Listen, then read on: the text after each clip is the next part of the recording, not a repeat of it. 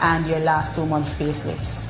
But if you're self-employed, then you would have to visit our compliance department and request what is called a mortgage memo.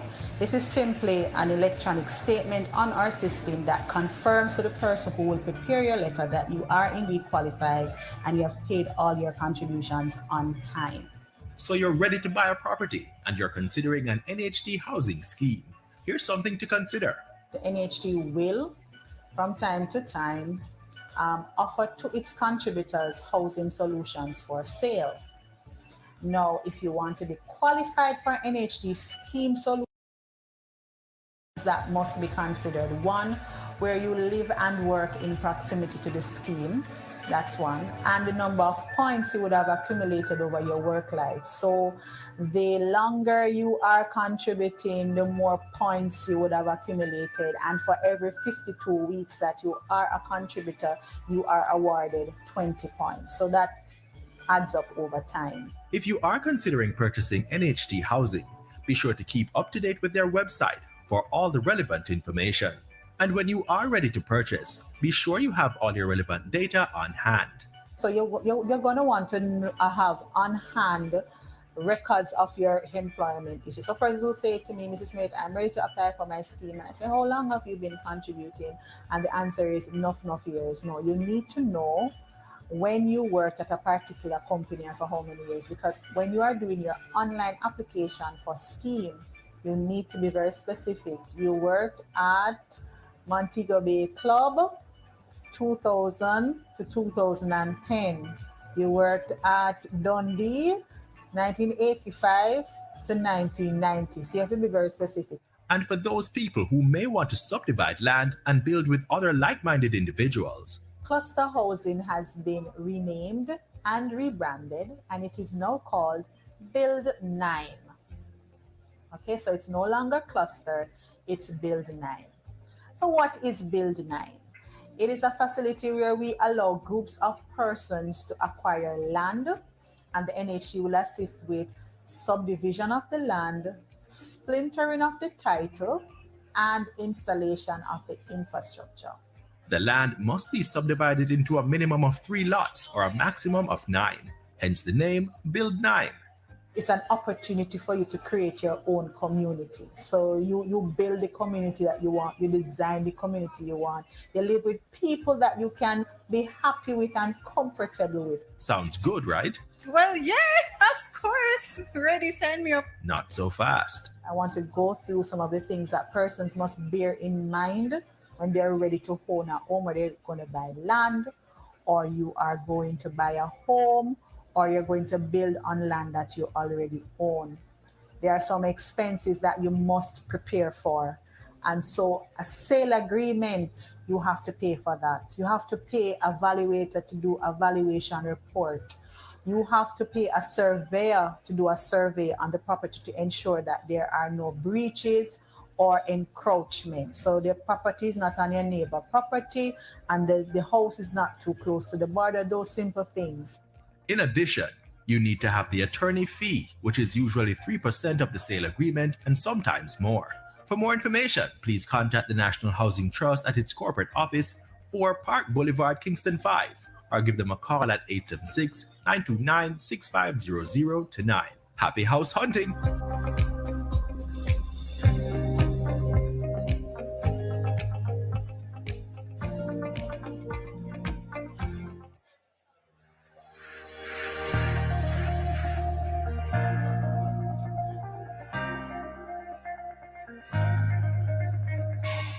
HAJ is a self-funded agency of the Jamaican government, and we are responsible for the development, construction, and sale of housing solutions for low to middle income earning Jamaicans.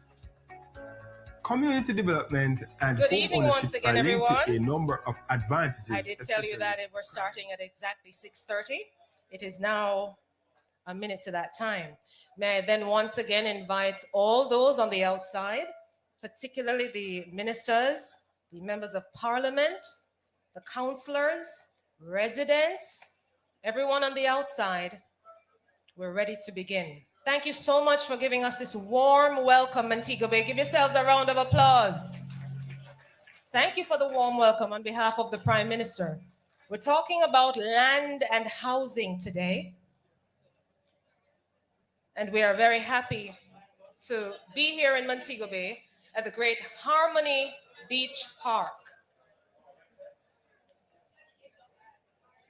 So, ladies and gentlemen, as we begin, may I ask you to stand for the playing of the national anthem of Jamaica.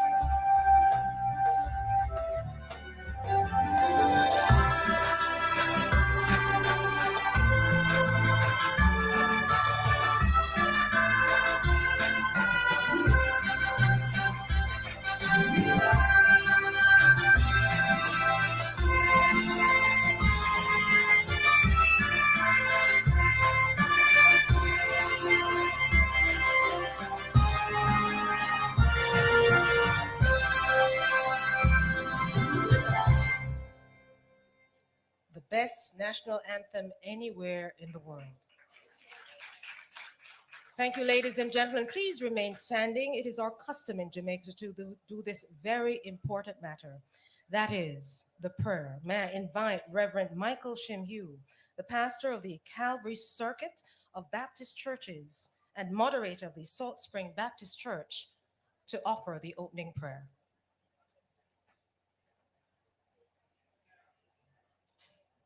Good evening. Let us bow in prayer. Loving God, you have blessed us with land and with housing in order for your people to dwell together as one community of your people. Remind us, O God, that the earth belongs to you, and all of us who dwell therein belong to you, and that you have brought us, Lord God, this gift, that as your people, we may take care of it and make it much better than we have received it. As we come together, Lord, to discuss this matter, we pray your blessings upon this gathering. Be with the moderator, God, your daughter Naomi. Be with our Prime Minister, Deputy Prime Minister, Minister of Tourism, and all other persons who shall be participating in active ways. Remind them, O God, that you have called them to be faithful to you and to the mandate you have blessed them with. Bless Montego Bay, Lord, and all the communities herein. Bless the parish of St. James. Bless Jamaica, land we love. Bless us for Christ's sake. Amen. Ladies and gentlemen, you may be seated. Thank you so much, Reverend Shimhue, for the warm welcome and the kind prayers. Ladies and gentlemen, it's my privilege to be your moderator this evening. I'm Naomi Francis, the press secretary at the Office of the Prime Minister. May I, before we get into how nice and beautiful the people of Montego Bay look, to actually tell you our dignitaries who are here today. Ladies and gentlemen, a warm round of applause for Prime Minister, the Most Honorable Andrew Holness, who will join us shortly. Our Deputy Prime Minister, the Honorable Dr. Horace Chan. One of our speakers today, the Honorable Edmund Bartlett, the Minister of Tourism. Members of Parliament, I beg your pardon, before we get to members of Parliament, let me tell you the other ministers who are here. The Honorable Homer Davis, the Minister of State in the Office of the Prime Minister. Your Minister of Local Government, the Honorable Desmond McKenzie. The Honorable Marlene Malahoo Fort, the Minister of Legal and Constitutional Affairs. Those are the ministers I'm seeing so far who are with us.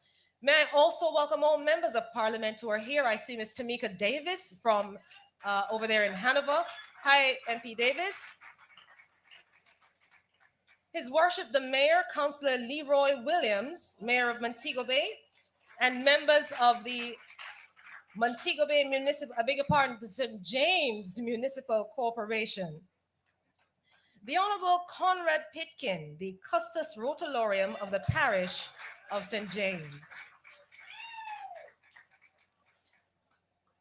We also have in our midst a newly minted permanent secretary. And for those who don't know, you see the permanent secretaries, they're like the CEOs in the ministries. They really run the operational things, all right? So may I ask her to stand? She's newly minted, the permanent secretary in the Ministry of Economic Growth and Job Creation, Mrs. Arlene Williams. We have some very important agency heads who are going to be talking with you about the issue of land and housing. It's important, because remember that our ancestors, our grandmothers, great-grandmothers, great-grandfathers, great-grandfathers have had issues from long time days with land and land ownership. We want to give you information to ensure that we break generational cycles in terms of land ownership. With us this evening, we have Mrs. Loy Edwards-Bourne of the National Land Agency. Loy is going to be talking with us. Please make her feel welcome, man. She come from town, We also have Mrs. Doreen Pendergrass, and she's making sure that I know that she's from Montego Bay, so make her feel welcome, please. And of course, Mr. Martin Miller of the National Housing Trust. Give him a round of applause. We also have some critical agency heads and sector leaders and stakeholders who are here with us today. We are on a very, very pretty, well, I say pretty, but it's really absolutely lovely. And I want you all here in Montego Bay to commit to ensuring that we take care of this property here at the Harmony Beach Park. And it's operated by the Urban Development Corporation. Give them a round of applause. The general manager is here from the UDC. We also have the head of NROC who is here. Do you know that there's going to be a big Montego Bay bypass? We're talking about land and housing, but that Montego Bay bypass will ensure that you can get to your houses as soon as possible, as quickly as possible after work. We also have several stakeholders in the tourism sector. Good evening, everyone, and thank you so much for being with us this evening. Ladies and gentlemen, my job is really to ensure that we run smoothly through this program. So I will not hold it up anymore, but to ask that your Minister of State in the Office of the Prime Minister, who is hosting us here, your former mayor as well, the Honorable Homer Davis, CD, JP, MP, who will come and give us a welcome.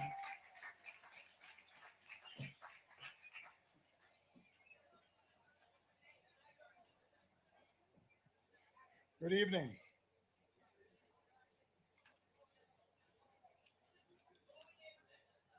Thank you, Madam Moderator Naomi Francis. The Most Honorable Andrew Holness, ON, PC, MP, Prime Minister of Jamaica.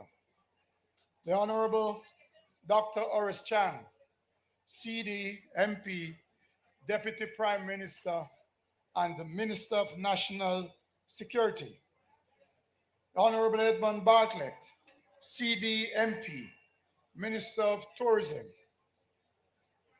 The Honorable Marlene Malahoo Fort, KC, MP, Minister of Legal Affairs, Legal and Constitutional Affairs. Honorable Desmond McKenzie, CD, MP, Minister of Local Government and Community Development. members of parliament, permanent secretaries, Deputy Mayor of Montego Bay, Councillor Richard Vernon, representing His Worship the Mayor, Councillor Leroy Williams, and other members of the Municipal Corporation. Bishop, the Honorable Conrad Pitkin, CD, Custos Rotularium of St. James, members of the media, distinguished ladies and gentlemen. It gives me great pleasure this evening to extend a warm welcome to everyone present here today. A very special welcome to our Prime Minister, the Most Honorable Andrew Holness. I am delighted to see you all this evening, meeting as we continue to dialogue on building Jamaica with special focus on housing and land. Honorable Prime Minister, as we look forward to this cordial dialogue this evening, I must offer heartiest congratulations to you and the government for the decision to move the matter of housing and lands from just discussion to action. You are proving that you are a man of action, someone who is not afraid to act. I said that considering that consecutive administration over many decades openly recognized the challenges faced by our citizens in the areas of housing and land, but have done very little to adequately address the matter. Prime Minister, your presence here in Montego Bay this evening is living proof that you're a man of action and not a bag of mouth. Montego Bay is home to well over 20 unplanned housing settlements. These communities truly reflect Montego Bay's development over many decades, dating back to the construction of Montego Bay Airport, now the Sangsters International Airport, which created flankers and adjoining areas. The hotel sector, which created the Lilliput, the Norwood, the Glendevon, the retirement, and other areas where citizens come into the space in search of employment and through their creativity and determination build homes which expand into communities.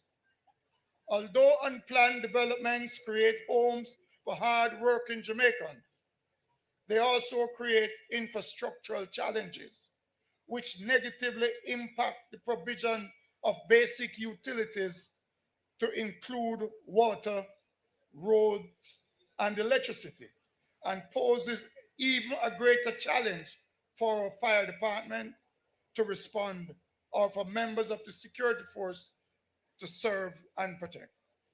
For years, we have seen where development of informal communities has been seen as a poor people thing.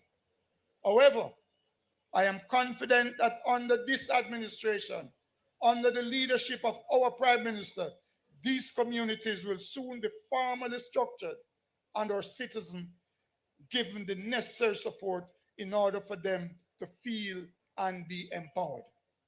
Ladies and gentlemen, I wholeheartedly welcome you to this town hall meeting, and we look forward to nothing but positive vibes and positive outcome. Once again, thank you very much for being here. Thank you.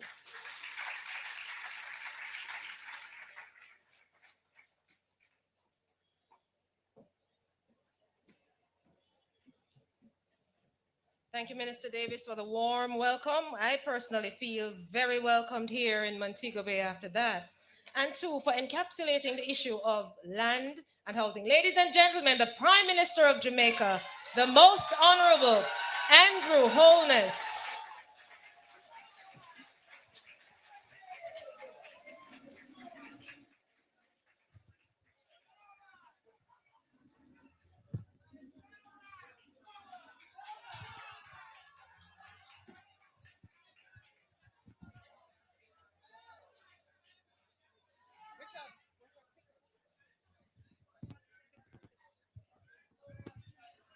All right, so thank you so much, ladies and gentlemen. You may be seated. Prime Minister, thank you so much. The people of Montego Bay and St. James and surrounding areas and other parishes, to include Trelawney, Hanover, Westmoreland, are here with you.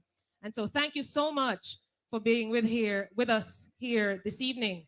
Now, here is where, ladies and gentlemen, we really want you to pay attention, roll up your sleeves and take it in, because it's important information now. May I invite Mrs. Loy Edwards-Bourne from the National Land Agency. Lots of good work being done in terms of the NLA, what they have to show and offer. And so, ladies and gentlemen, give her a round of applause. We're going to show you too, visually, what they've been doing. Thank you, everybody.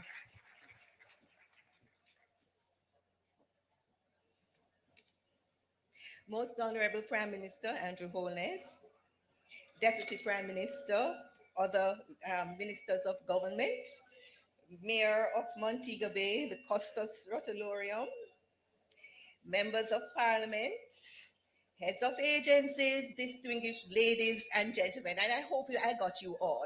Good afternoon. I'm here to talk to you a little about the National Land Agency and what it is that we do for you here in Jamaica. Who are we?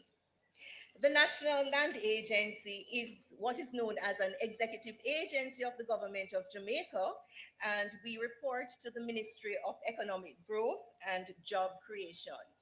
The agency is headed by a Chief Executive Officer, Ms. Sharice Walcott, who unfortunately could not be here this afternoon, who holds the position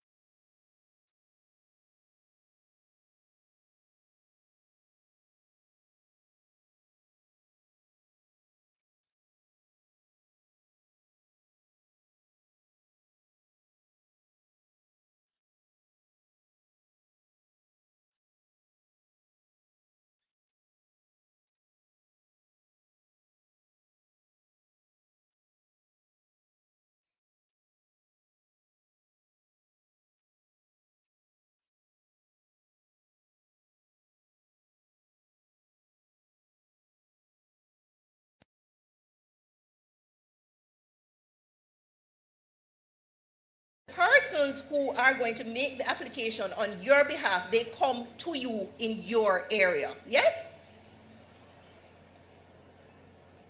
How does it start? It starts first with the surveying of land parcels in that designated area in order to prepare what is called a cadastral map. And you notice that map, it has a number of parcels of land. You see that? All right. So that is the first thing that is done. Thereafter, the members of the legal team from the Adjudication Services Division of the agency will go into the area. They will interview the persons who are claiming an interest in the land. They will also go and interview the neighbors and community members, because what are we trying to do? To find out everything we can about the ownership of that parcel of land or those parcels of land to make a determination as to who the true owner is. Yes? So, I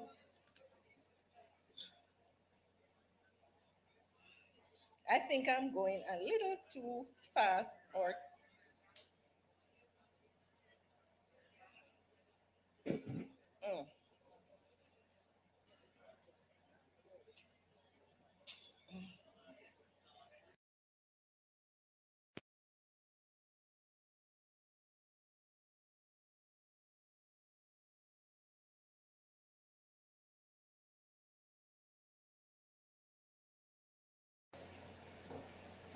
somebody help.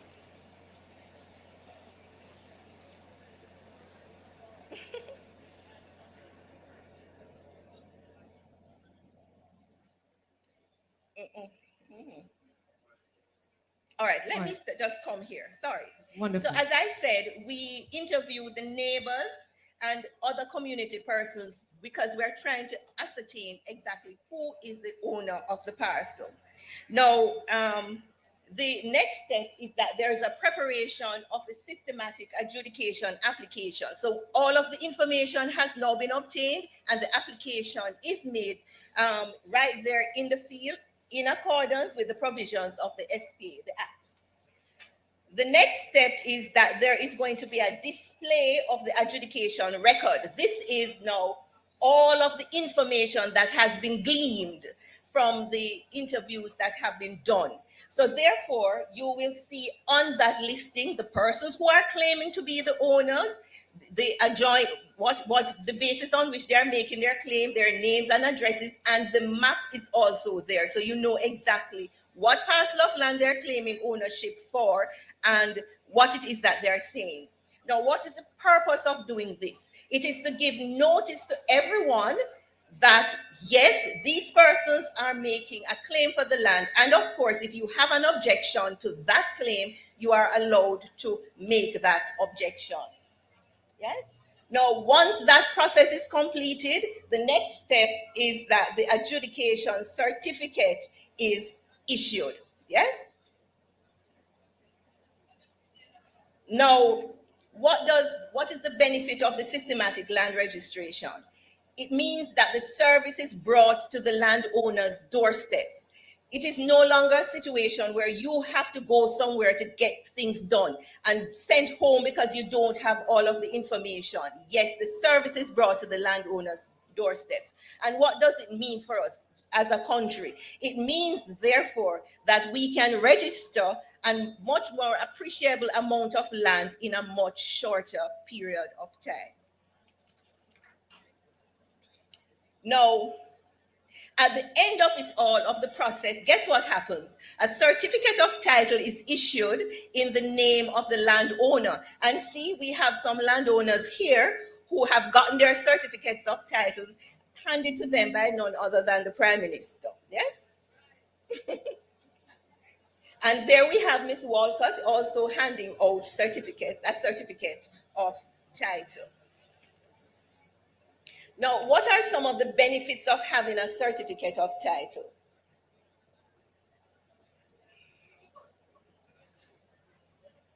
Another picture.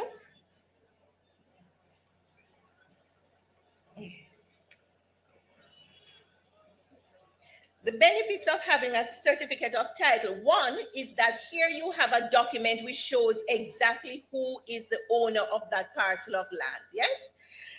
the registered title is state guaranteed, which really means that if you have suffered some loss as a result of something that was done, a mistake or that was made, or an omission by the registrar of titles, you can seek compensation, yes, through the assurance fund.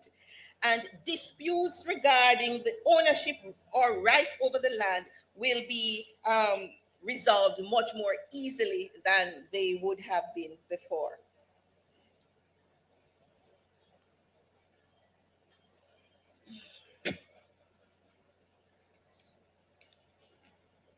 Okay, now this systematic adjudication system really just started in 2021, and the focus thus far has been in 3 parishes: St. Elizabeth, Manchester, and St. Catherine. The pilot project, as we call it, will end March 31st, 2024, by which time we anticipate, we hope, our target was 20,000 titles issued. We have so far done 11,000, and we are sure we are working assiduously to ensure that we deliver the 20,000 titles. Yes? Thereafter, we will move on to other areas. The idea is that we will move throughout the country, and of course, focusing on those areas where you have the greatest levels of unregistered parcels. Yes?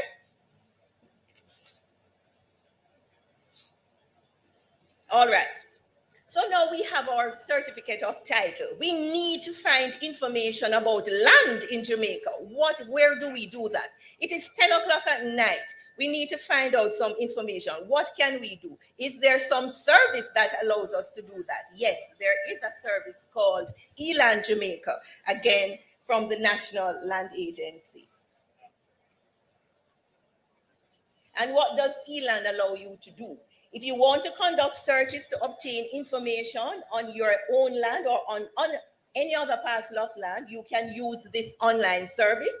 It allows access to Jamaica's land information at your convenience. And so you can get cadastral maps. You can look at caveats to see if anybody has put anything on your land, deposited plans, enclosure plans, registered titles, and all of that information. All right, so we are going to move on now and talk a little bit about divestment of government lands. Yes, there are lands owned by the government in the that the Commissioner of Lands is responsible for, and yes, those lands are sometimes divested either by sale or by lease. If there is anyone who has an interest in either leasing or purchasing government lands, then they make an application to the Commissioner stating the property, the area, the purpose for the acquisition. The Commissioner will then do the necessary due diligence to determine whether or not the land is available and whether or not it is really available for the purpose. Once that determination is made, and let us say the land is available, then an application, evaluation is undertaken by the Commissioner of Land Valuations. The property is advertised, and thereafter the application is submitted to the Land Divestment Advisory Committee, who reviews it, makes a recommendation to the minister, who will then decide whether or not the land is to be sold or not. And then here, NROC, as we mentioned, NROC, we mentioned NROC earlier, and here is where we assist, because the acquisition of lands that are required for the construction of roads is done by the National Land Agency. And we do that on behalf of the National Works Agency as well as NROC. NROC is now doing Highway 2000, which is the Southern Coastal Highway portion from Williamsfield. There's the Montego Bay Perimeter Road, and we have the Southern Coastal Highway Improvement Project being done by the National Works Agency. The Montego Bay Perimeter Road has 3 sections: the bypass, the Montego Bay bypass, the Long Hill bypass, the West Green Avenue, and Barnett Road rehabilitation. So once you have all of the lands, you will have a wonderful road over which you can drive in Montego Bay without all of the necessary congestion. And you will know that the National Land Agency played a part in ensuring that that is done. Ladies and gentlemen, thank you. Thank you, Mrs. Bourne. Brilliant note to end on. If we could go back to the slide before with your hometown and how it will look where the Montego Bay Bypass Perimeter Road will be, courtesy of the National Land Agency, ensuring that we have the land acquisition to ensure greater connectivity and roads for our people. Mrs. Bourne, thank you so much once again. We really appreciate it. Very important information. Let me tell you what I think. You really want to know how you can get your grandmother's parcel of land where you're passed on from generation to generation being registered in your name. Am I correct? That's what land agency going to do. They do have a booth around the back as well, but when the Prime Minister comes too, I want you to explain too some of those issues that you face in terms of land. If you're not talking to us, we can't know how to help. And the Prime Minister is committed to ensuring that we build a better and stronger Jamaica. Ladies and gentlemen, we have another presentation. The Housing Agency of Jamaica is coming up next, and they have a very interesting presentation as well on their work, the impact that they have on lives, and certainly the plans they have for you here in Western Jamaica. Ms. Doreen Pendergrass, please give her a round of applause.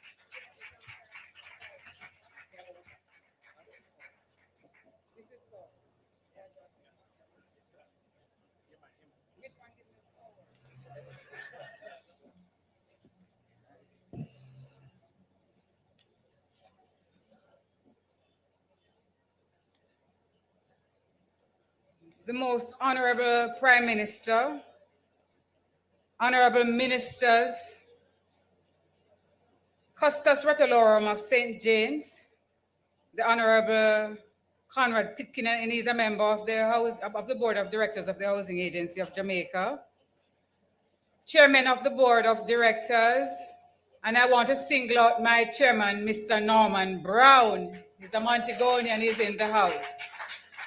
And heads of agencies, distinguished ladies and gentlemen, my permanent secretary, Mrs. Arlene Williams, she's also here. Just to start off by talking a little about the vision of the Housing Agency of Jamaica. And the Housing Agency of Jamaica sees itself as a market leader in providing affordable housing solutions, innovative and environmentally friendly solutions and services.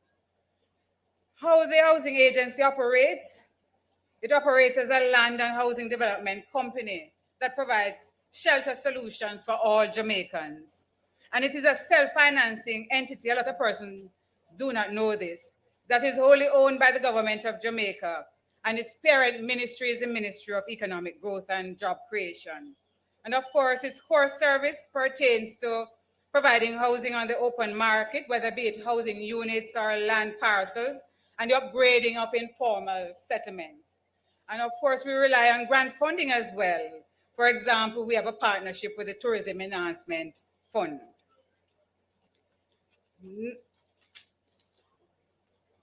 Let me point you to some of our major achievements. We have provided, over the years, the Housing Agency has provided between approximately, from 1960, about 50,000 solutions to the present. And since 2012 to the present, 8,701 solutions in 9 different parishes. And it has issued over 10,000 titles. Currently, from 2016 to 2023, we have issued 2,713 solutions. And we have a map. I think the presentation has run ahead of the map. But we have a map, and the map shows that the largest footprint of solutions reside in Montego Bay, where we have built approximately 3,316 units since 2012. And if you were to look at the western parishes on a whole, we would have built over 5,391 solutions. And this includes St. James, Trelawney, St. Anne, Westmoreland, and St. Elizabeth.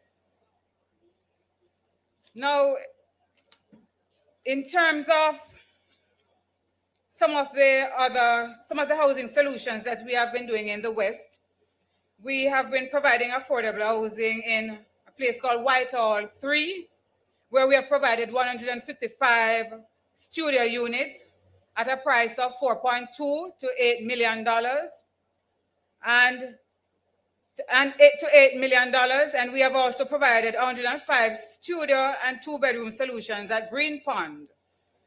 We have done infrastructure work in Whitehall, where we provided 433 lots, in Egg, 180 lots, Bel Air 3, 763 lots, and Flankers 2B, 409 lots, Lilliput, 732 lots. Now, in terms of informal settlement upgrading,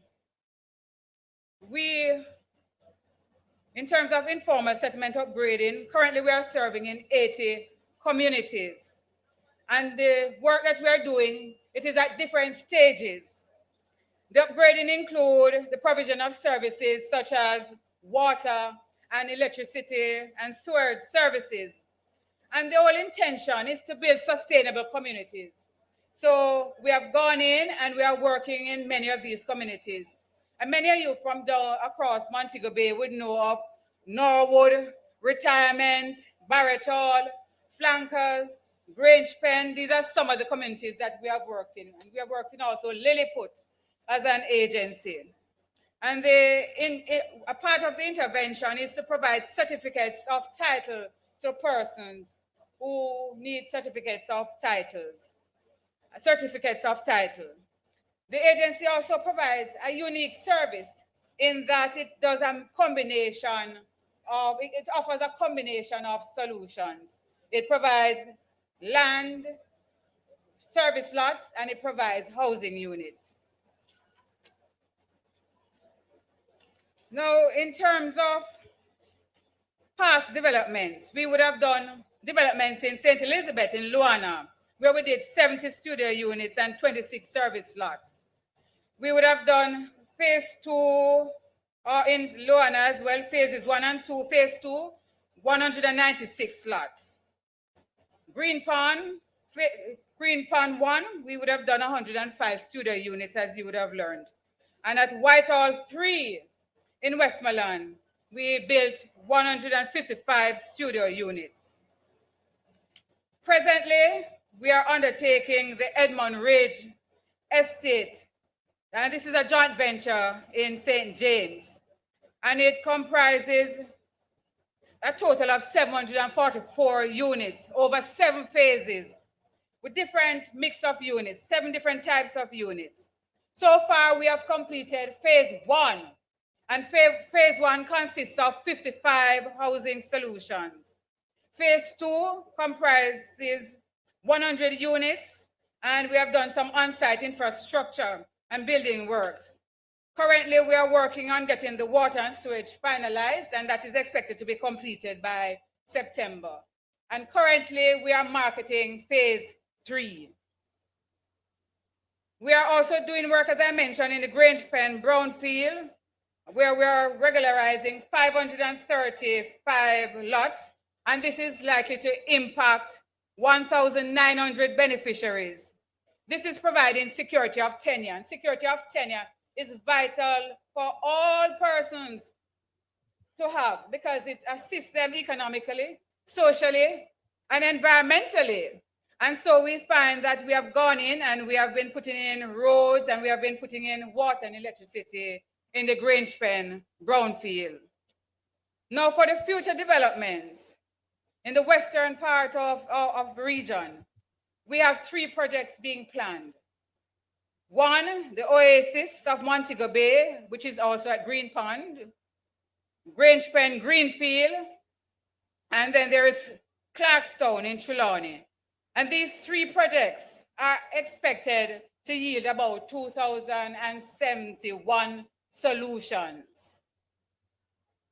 We're also looking at purchasing parcels of land, put in our land banks that we can continue to do the work that we do best. And that is provide affordable housing solutions for all Jamaicans. In concluding, I wish to say that the housing agency's impact in the housing landscape has resulted in about the housing agency investing approximately $38 billion in housing across the island. And the whole intention and the impact we are seeking and what we are trying to affect is the way people live by building families, reducing crime, increasing employment, ensuring security of tenure, and improving the way people live so there can be a transformation in the way they live. And of course, build sustainable communities. If you wish to contact us, you can go to our website, www.hagl.gov.jm, and you can get more information there. Thank you for listening. Mrs. Pendergrass, that is absolutely brilliant. Two things she said that resonated.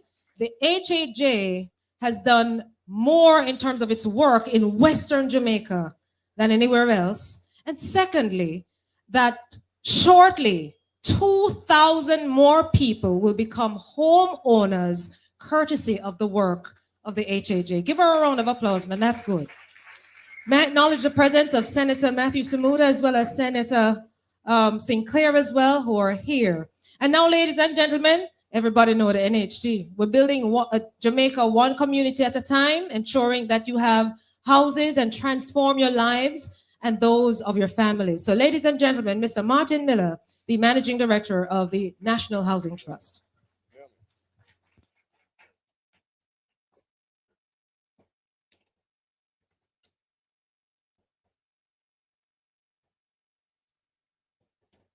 Prime Minister Holness, Deputy Prime Minister, Ministers of Government,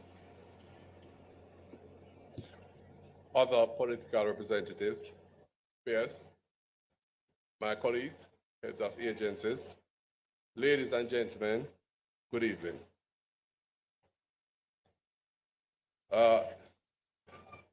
Looking at the performance of National Housing Trust, we focused on what some may refer to as 5 years, the last 5 years. Some may refer to it as 6 years. Between the period 2017 and 2023, which is March, we would have commenced 22,000 housing solutions. We processed 51,000 loans, and our housing expenditure amounted to $248 billion.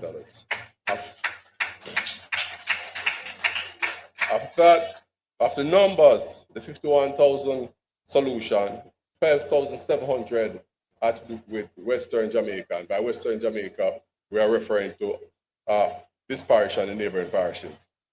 St. James in particular, we would have processed 6,400 solutions.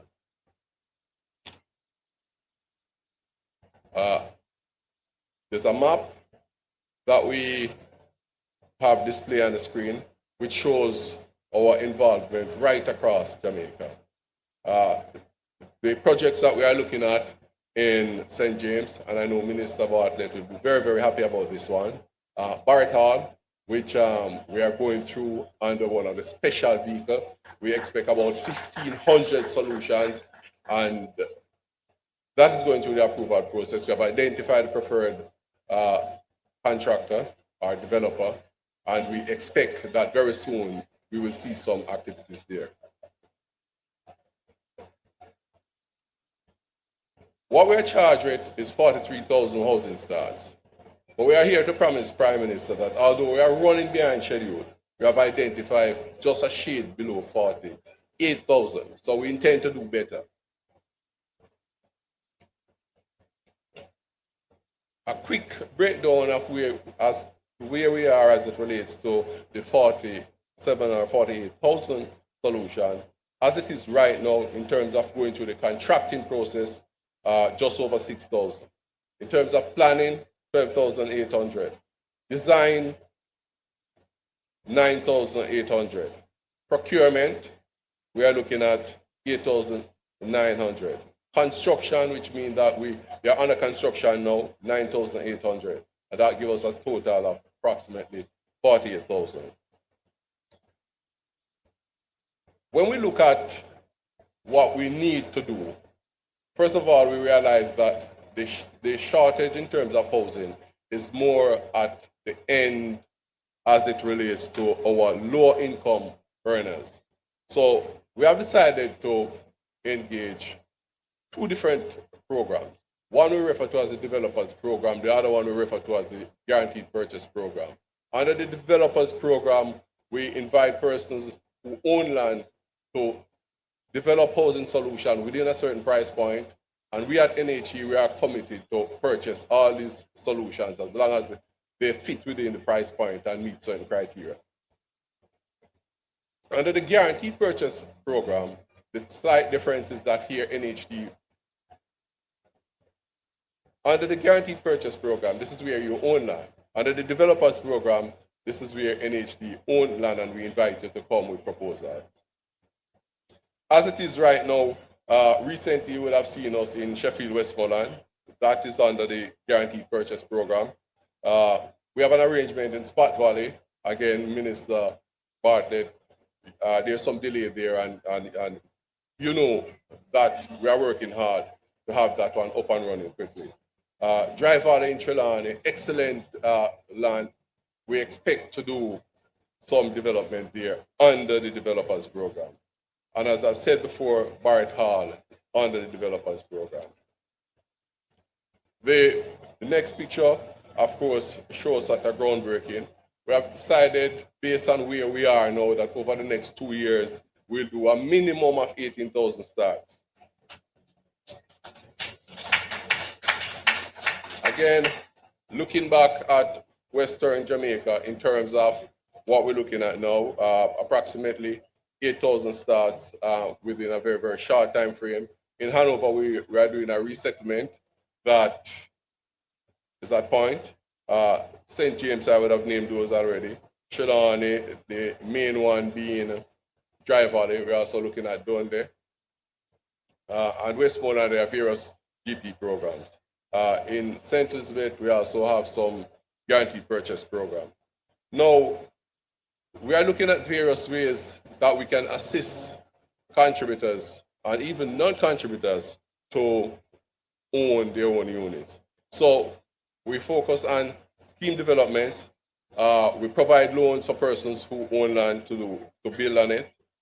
We also assist persons who would have purchased lots from NHD with construction financing. Those who own a property and maybe need to add a room for various reasons, we provide them with a home improvement. And of course, where you identify a unit that is built by a private developer, that is done through our open market. Now, our next slide will show where we have looked at various means of assisting those who are less fortunate.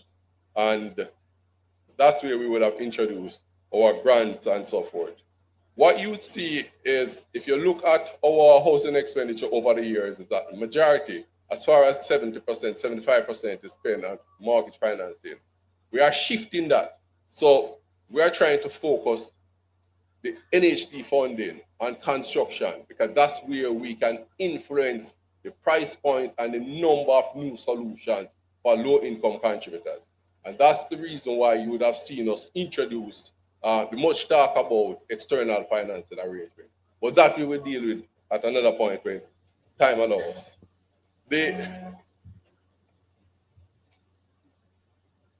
In terms of the external financing arrangement, what it does is outsource the loan funding to private financial institutions.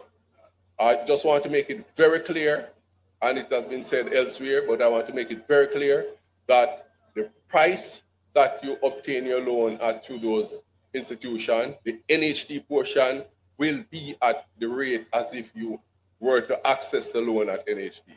If any contributor should go to a financial institution and for whatever reason is refuse a loan, go to the nearest, the closest NHD branch office, and your loan will be processed. Thank you very much, Naomi. Thank you, Mr. Miller. Again, if you could just repeat it for emphasis, because it's been out there that, again, if you go and you get the loan, you're not getting it at the NHT price. Repeat it for us for emphasis. No. If it is even better than that. What we have done at NHT, if for any reason your loan is in arrears, so let's say, for example, your terminal A, at the NHT, we are not going to dispose of your property. So what we have decided is that we will purchase those loans and we will treat them under our social program. So you are not going to be any worse off. And if you are, then come to us.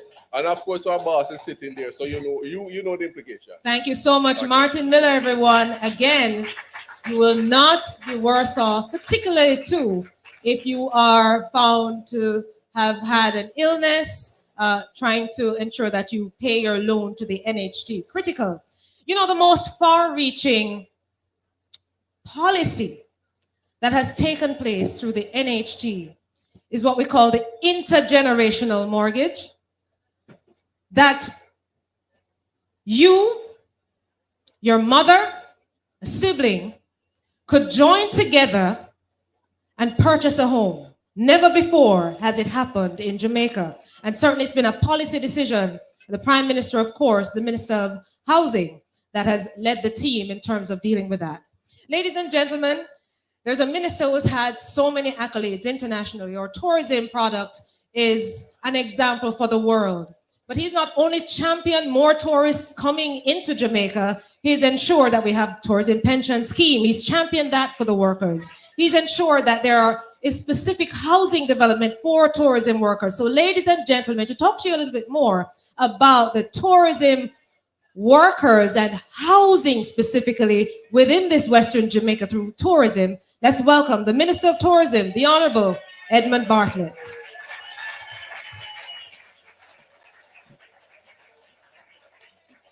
Thank you so much, Naomi. This evening belongs to the Most Honorable Andrew Holness. And therefore, my 5 minutes with you will be extremely brief. Firstly, I want to thank our Prime Minister for the emphasis that he has placed on ensuring tourism housing development at a level unprecedented in the history of Jamaica. In the last 5 years, we're putting together some 4,000 solutions for tourism workers across the western side of Jamaica and particularly in the Montego Bay area. You heard a while ago, Edmund Reach, 800 units. Grange Pen, we have already completed infrastructure for 535 families, 1,900 beneficiaries, and we bought 352 acres of greenfield land for 1,250 new houses to be built by the Housing Agency of Jamaica in that area. That was announced. Also announced is Barrett Hall, 1,500 new units there. And already the Housing Trust is with Wiccan in doing 3,000 units in Estuary. Everybody remember Estuary? Of course, a number of you are here. And so with Barrett Hall, with Grange Pen, with Edmund Ridge, with Estuary, with Spot Valley, we will have the solutions. Prime Minister, thank you, sir, for the additional 4,000 units of hotel space that will be brought into being over the next 5 to 10 years. The Hard Rock 2000. You remember that? The expansion of a number of other hotels within the area. That is going to demand workers to come in from the areas. So, Prime Minister, solution one, tick the box. Housing for the workers of tourism, the first Prime Minister of Jamaica to emphasize housing for tourism workers in Jamaica. Yesterday, Prime Minister, I got the report that now the first $1 billion of savings in the pension plan has been realized by 900,000 workers of the tourism industry. So 9,000 workers are now members of the pension scheme, which is the first pension scheme in the world for workers of the tourism industry, done by Andrew Holness administration. And thirdly, Prime Minister, Your workers are being trained in an unprecedented way. And I'm to announce to you that the UNWTO, in their meeting in Riyadh, in Saudi Arabia at the end of this month, on the 27th of September, on World Tourism Day, Jamaica will be highlighted as the example of the country that has built human capital and has trained more workers than any other country in the region. Those are the 3 points I wanted to quickly make, Prime Minister, and to tell you thanks on behalf of the workers of the industry called tourism. Thank you. Thank you so much, Minister Bartlett. Excellent and well done. So the tourism workers, certainly, you have a minister who is ensuring that he advocates for your best interest. And of course, housing, a critical component of that. Ladies and gentlemen, the man who champions all of your issues in Western Jamaica. He is the Deputy Prime Minister of Jamaica and the Minister of National Security. Give a rousing round of applause to Dr. Horace Chang.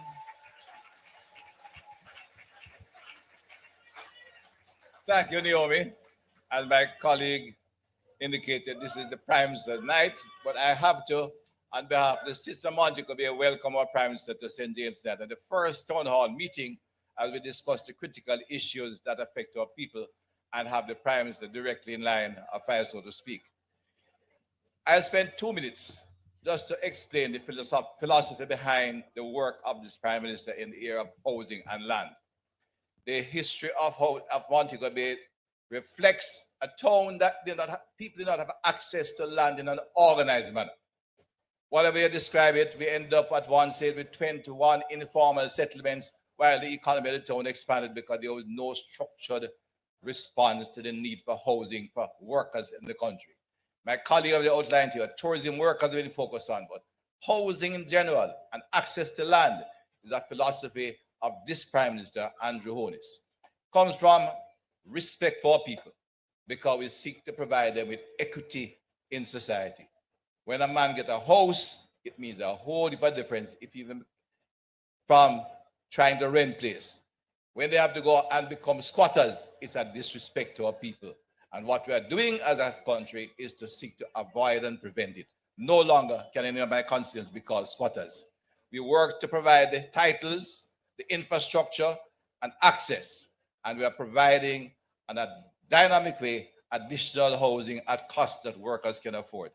And I want to make a short comment on social housing because that seeks a government that seeks to provide housing for those at the lowest level of the socioeconomic ladder. There's always talk of why government should, MPs and councillors need to give out 2 zinc sheets and some plywood to prevent leaking. It's the most disrespectful program. And I'm saying it public tonight because many of my elected colleagues like to ask for it. The Andrew Holness government gives a social house that one can go in and live in. It's a concrete and steel house. And it gives him dignity, equity, and respect. And that reflects the mood and philosophy of Andrew Holness as Prime Minister is respect for every single Jamaican who we ought to have equity in the society. And we'll use the money so to do. When you talk about zinc sheet and plywood, next rain come, it'll start leak again. And you have to go back and beg somebody thing. When you give him a house, the man is free. He's an individual with equity. He can stand on his own 2 feet, look at other issues, and become the true Jamaican spirit that we are, that he is. So, my friends, the evening is long spent. We're going to invite the Prime Minister on now. He's due to talk. I think all of you are here to hear him. It's a great pleasure to have him in Montego Bay anytime. And we can assure the Prime Minister, you are welcome here.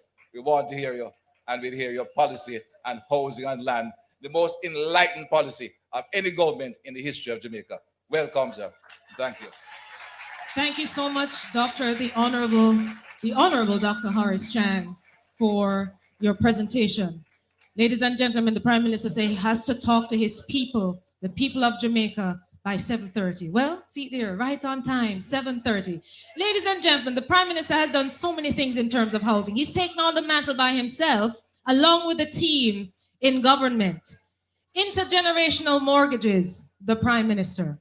The new social housing program, the Prime Minister has ensured that those most in need are the ones who get it. And you know, every time he goes out and we do the social housing program, he makes a point to say that the systems and processes in place, one, helps to transform lives, but importantly and critically, you don't hear one iota of any issue concerning corruption in it. Very, very important. He leads from the front, and he leads to ensure that Jamaica is transformed into the vision he has. So ladies and gentlemen, please stand and give a rousing round of applause to the Prime Minister of Jamaica, the Most Honorable Andrew Holness.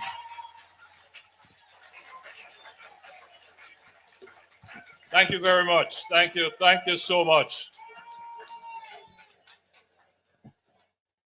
You know, this is, I could say this is my hometown.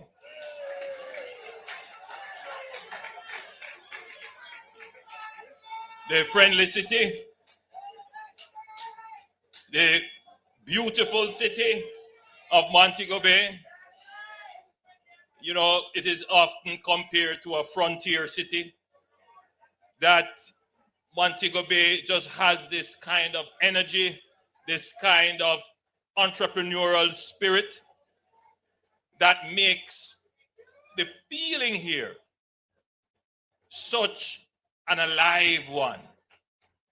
That the people here, regardless of whatever is happening, the people of Montego Bay, the people of St. James are very optimistic, very forward-looking. And you sense it in the energy here. Without question, Montego Bay is a growing city. You know, it is, you would call the ethic here pro-growth. The people here believe in utilizing opportunity. They believe in growth. They believe in business. And they believe in working for their own.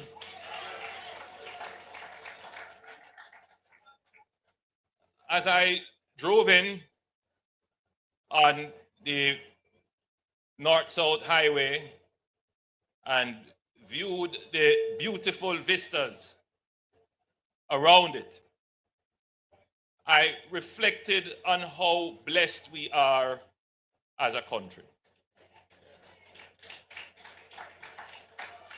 We take it for granted sometimes because there are many challenges here that distract us from the beauty around us. And sometimes the challenges are such that they may overwhelm us and we lose sight of the good around us, of the opportunities that are unveiling in front of us. So in my presentation to you tonight, even though I'm talking to the always optimistic and positive thinking people of Montego Bay and St. James, but whenever I go before a mic, I'm talking to all Jamaicans, whether they are in Jamaica or overseas. And I'm saying to you, be optimistic. Be positive about your future. Bob Marley said in one of his poems, the rain a fall, but the dirty tough.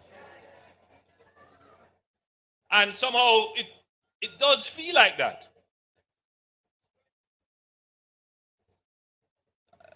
I was in the United States recently, and members of the diaspora were very happy to hear of our 4.5% unemployment rate. They thought that was fantastic.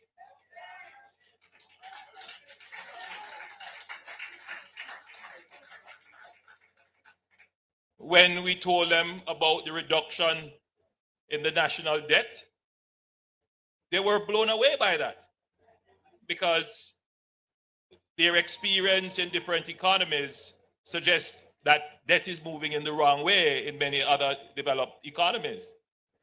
When I pointed out to them that we moved from a high of almost 12% inflation just coming out of the pandemic to we're just about 6% and hopefully trending down towards our target, they were blown away by that because inflation is still a major threat. Inflation is a threat here, but it is greater in other jurisdictions. When we point out that, you know, we have had, as I lose count, 7 budgets with no new taxes.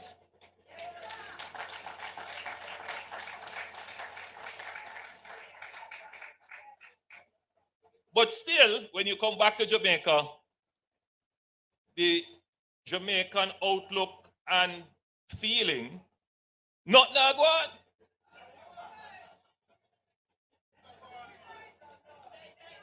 And it must not be dismissed. It must not be diminished in its profound value. We must pay attention to it. Because it is not that there is no acknowledgement that good things are happening. But we have to understand the eternal struggle of the people of Jamaica over these many decades.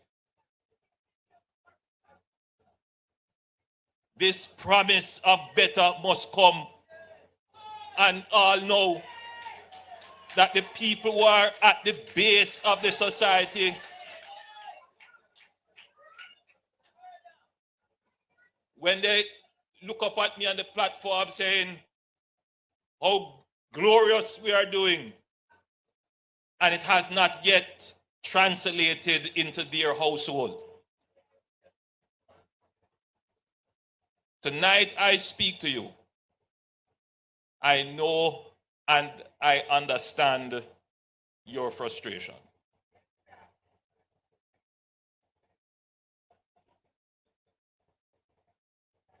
In as much as people are employed, we still have many people who are considered to be working but relatively poor.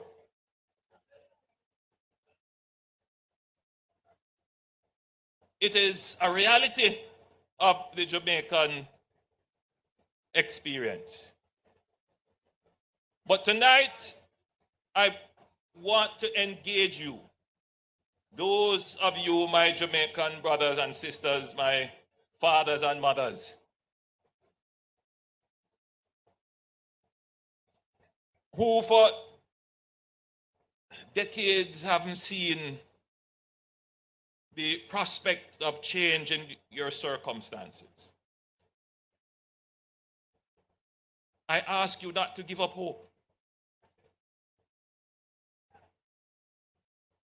Don't give up hope.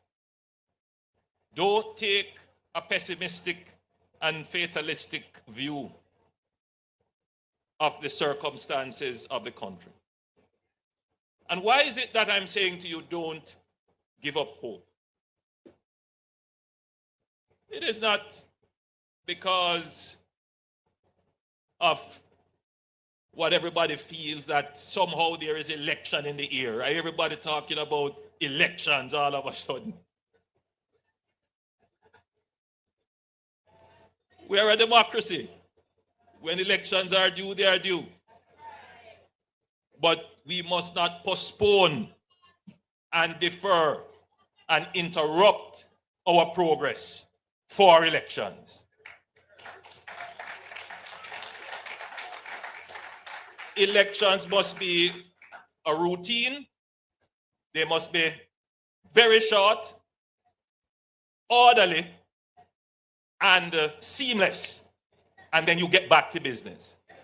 But there are those who want to use elections to disrupt progress. So let me just say to you, my mind is not on election.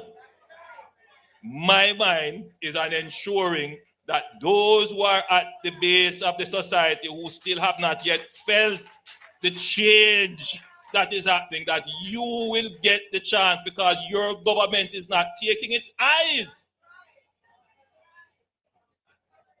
of managing your business and your affairs.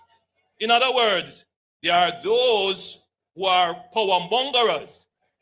They just want power. They don't necessarily believe in your progress. And the truth is that when they get power, they don't know what to do with it.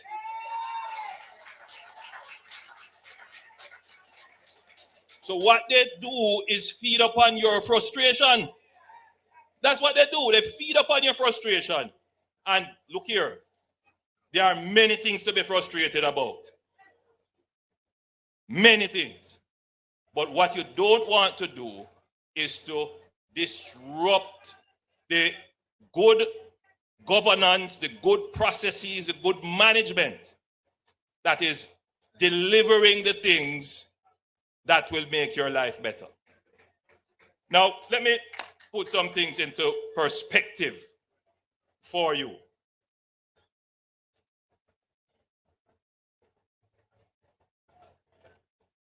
Just after the pandemic, I used to get calls almost daily about the backlog of garbage collection. Almost daily. Radio talk shows bombarded. Why didn't we have garbage trucks? Why?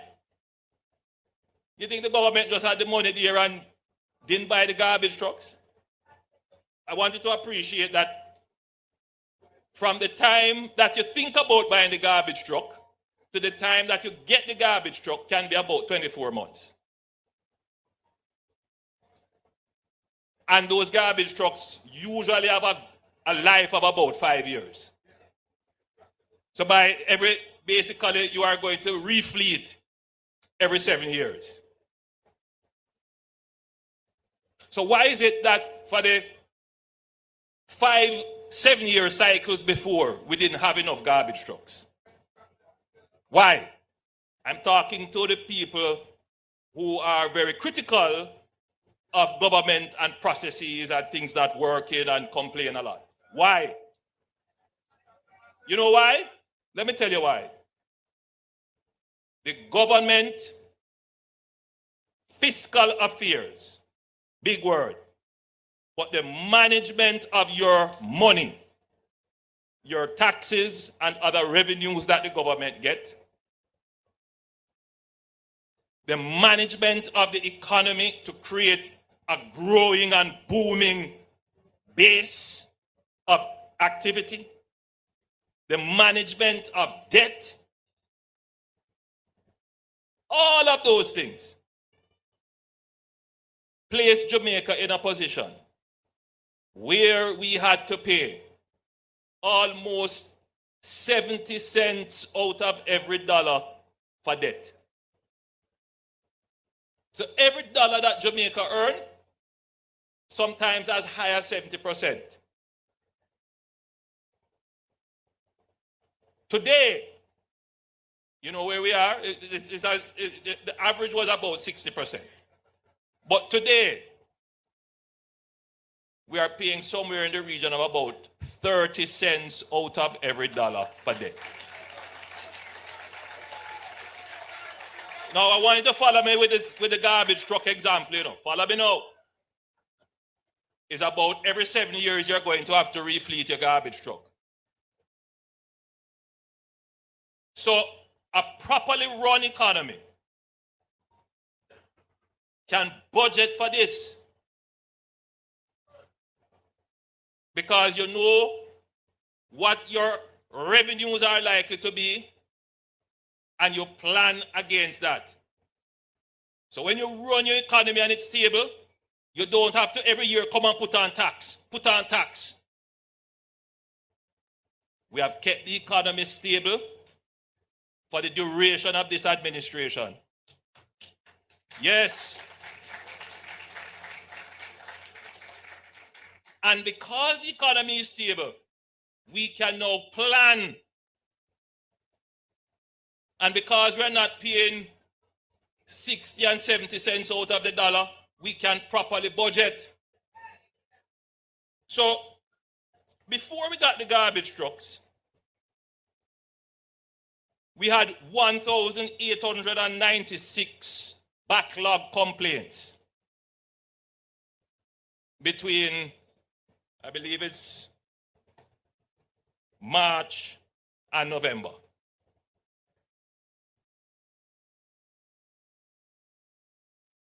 $1,896 backlog complaints. So the backlog complaints would be a metric, meaning a way to measure the efficiency and regularity of garbage collection.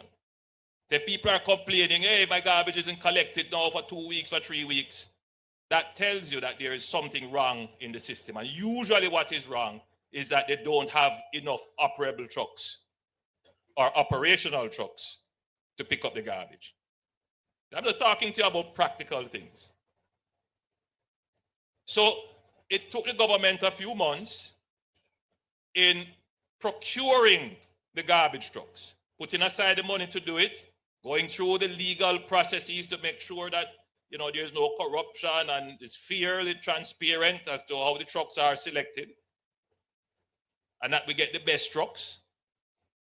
And then the trucks have to be built. They have to be constructed in a factory. And they came last year, 50 new garbage trucks. You know what the backlog is? The backlog complaint now is 873 complaints.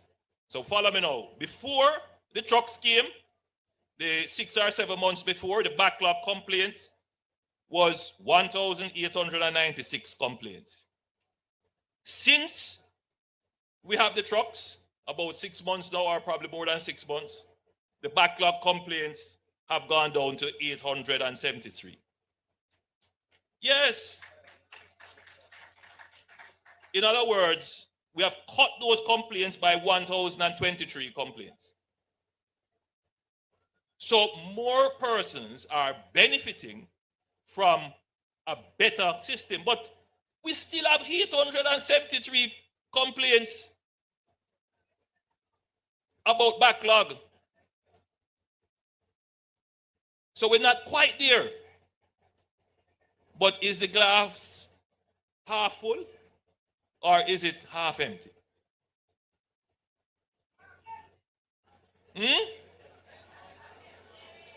Is it that the dirty tough, but the rain a fall? It's a matter of perspective, how you look at it, the approach you take to it. But the facts tell you that you should have an optimistic view of it, because the situation of poor garbage collection did not start with this administration.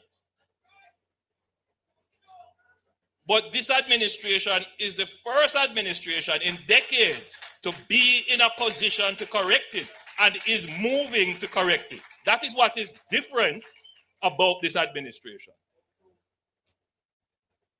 And the good news is that we have procured another 50 garbage trucks to come. So what that means now is that for the people who are still having problems with garbage collection, who will shout out loud, see, my problem still exists, not now go on. We're coming to you. So if by putting in 50 garbage trucks, we cut the backlog complaints by 1,023. When the 50 more come, we clear it off totally.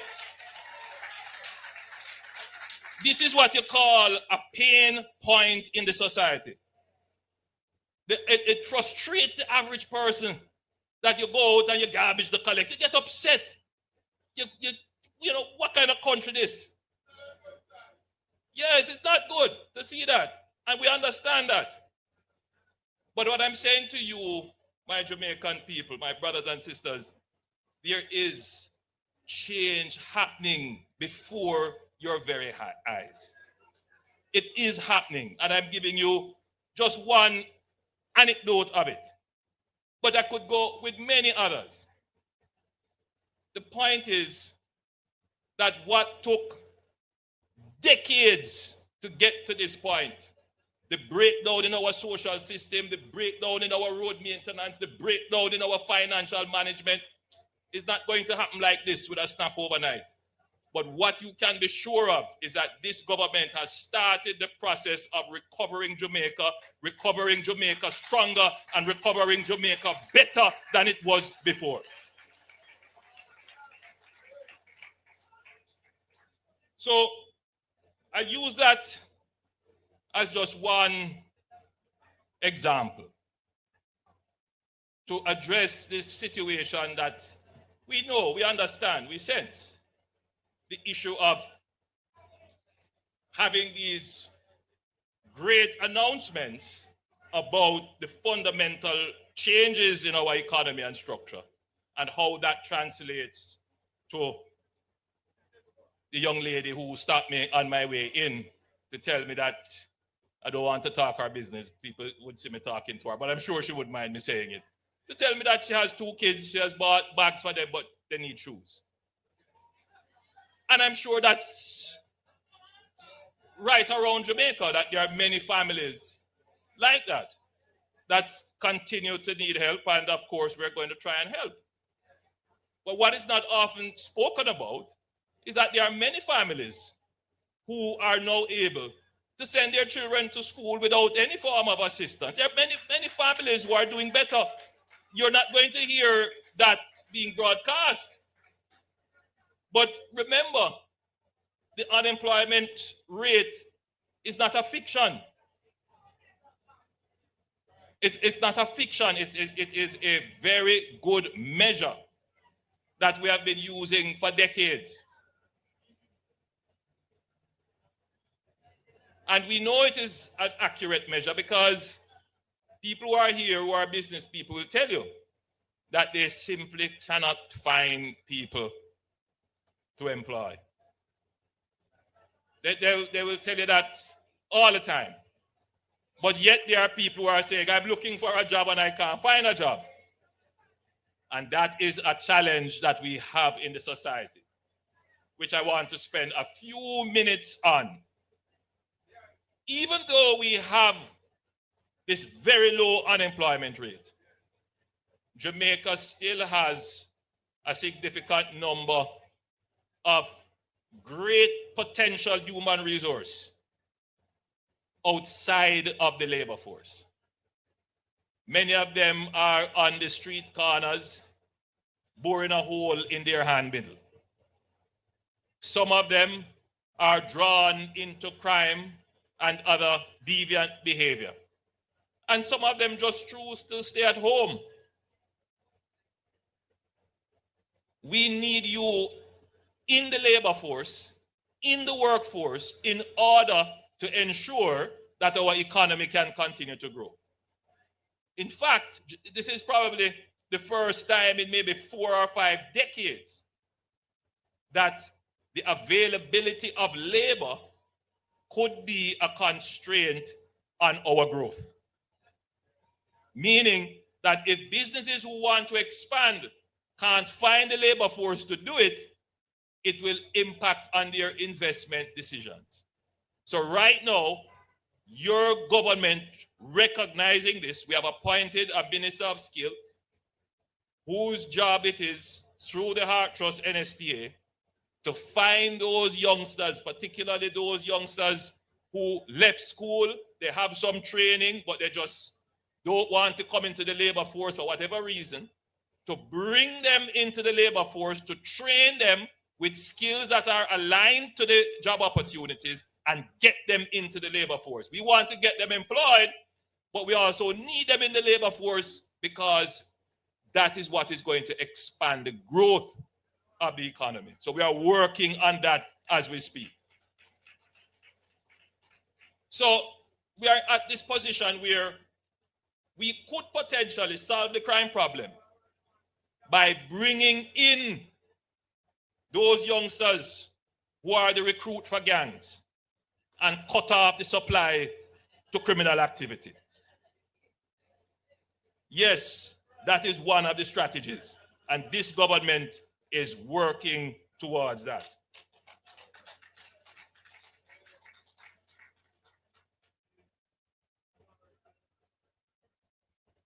But as you drive on the North-South Highway and you see the beautiful views, and by the time you come off that highway at the roundabout, you end up in traffic. Traffic, congestion. That's a source of frustration. That's a pain point in the society.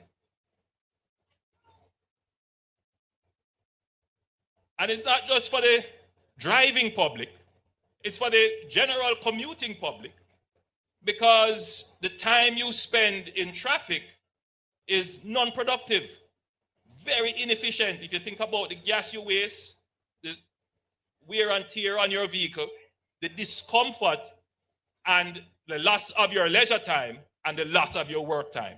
It's very unproductive. You see, the youngster, he knows it. You see? And as we head back to school, traffic is going to become a pressure point, a pain point for the society. Your government recognizes this. And speaking now of that North-South corridor, we are going to improve that corridor, widen it, put in proper ingress and egress, meaning develop the entry and exit off of that North-South corridor, Runaway Bay, Discovery Bay, that area. And we're also going to extend the North-South toll road into the interior. So that North-South toll road will extend, coming almost to the border of Trelawney. So you will now be able not just to drive from Kingston to Ocho Rios, but now you'll be able to drive from Kingston. If you want to go into Ocho Rios, you come off of that exit, and then you continue straight around for another about 30 kilometers, and you end up close to the border of Trelawney and St. Anne. So that work is now being undertaken. So that area where you have this massive traffic jam sometimes between the highway and Runaway Bay, between when you exit the toll road, the North-South toll road, that corridor, that stretch. I'm trying to find it because there's so many names for it. Prairie is one part of it, but then you have CLM, and then you have, but that corridor, that entire corridor has to be improved. And we already have plans for that, in addition to extending the North-South highway. So your government is thinking about these things in a futuristic way, right? In the same way that we have actually started work now for the perimeter road in Montego Bay. Now, the people who are experiencing traffic, when they are in their cars or in the bus and they can't move, they're going to cost the government.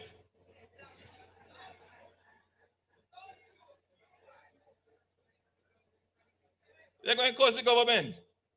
So it's important that after they cost the government and they calm down, they should be aware that the government can't build the road in one day, not even a year. From the time of thinking about the road to the time of building the road can be as long as 5 years. Yes, it can be that long. We are trying to move very quickly, but it is just what it is. So I want you to know that your pain points today, the pressures you face today, are being seriously addressed by your government. It is just that you can't see the fruition of the effort because it takes time. Now you have to decide as the electorate, you have the power to decide, right? Do you want a government that will strategically, robustly, and intelligently address your issues, or will you deal with a government that is going to come and promise you short-term fixes that won't work? It's up to you. My job is to make sure that I serve you as best as I can, with the best of my ability and the sincerity of my heart, to ensure that when these solutions come, they will be there for generations, decades. So I come from a generation that's not power hungry. I am not in it for power. And I've already declared that. I am in it to make sure that Jamaica is better off. And it confounds people because even within my government, there are those who want us to take short-term decisions because they're nervous about how people are going to vote. Yeah, well, if you have power and you don't do anything with it, it's a waste. If you don't improve people's lives, it's a waste. And I think by any measure, no matter what measure you want to use, this administration has improved the lives of the Jamaican people in meaningful ways. Now, let's move on. Water is a major challenge. Jamaica is the land of wood and water. And there's a saying that the water that you have now is the water that the dinosaurs drank. Meaning that water is always here. The challenge we have is how to make the water potable, meaning drinkable, healthy-wise for you, and how to move the water from where it is to where you live. So those are the two problems. So one is, we call it the production of water, and the other one is the distribution of water. To do that requires massive investments in infrastructure. So I know, I get the complaints all the time. People saying, my community has been there for 50 years and I never have water. Never, not a pipe run up here. No. I mean, I went to a community called Rosewell in Clarendon. Lovely community. It was once the capital of the parish of Clarendon, my recollection. And they had a big tank there, but it wasn't operational and there was no water. And I went there and I heard their complaints, and I made sure that when I became Prime Minister in 2016, I fulfilled my commitment and they now have water. But I want you to just walk with me a little bit on this water problem. Just hold my hands and walk down the road with me on this water problem. In New York, a water main broke and it flooded, I think it's Times Square.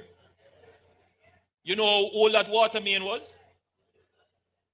About 110 or something like that years old.